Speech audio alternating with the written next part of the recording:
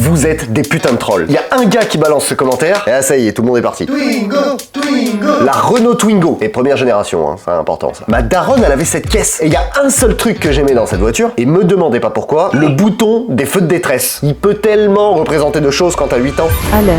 Bouclier à 15%. Passage en hyper vitesse recommandé. Veuillez appuyer sur la commande d'urgence.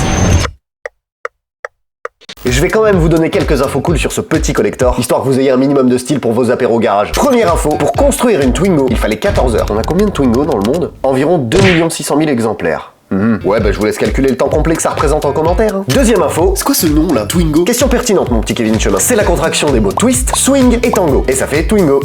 Troisième info, quand la Twingo est lancée en 1992, il n'y avait qu'une seule finition. C'est pas beaucoup. Donc, sellerie unique, plastique et accessoires d'une seule couleur. Par contre, t'avais 4 couleurs de carrosserie au choix, sans parler de celles disponibles en option. Quatrième info, le premier moteur sur cette voiture, c'est un 4 cylindres 1,2 litre de 55 chevaux qui porte le petit nom de Cléon Fonte. Et pour info, Renault l'a créé dans le début des années 60. Peut-être que tu l'as croisé dans des trucs un peu péchus, du genre Alpina 110 ou bien Renault 5 Turbo 2 par exemple. Et dernière info, ça c'est juste pour le tuning. Il y a quand même un mec qui s'appelle Pascal Dragotto qui a mis un réacteur d'avion dans cette bagnole. C'est un réacteur de Fouga Magister qui sont juste les anciens avions de la patrouille de France. Pas mal, non? C'est français.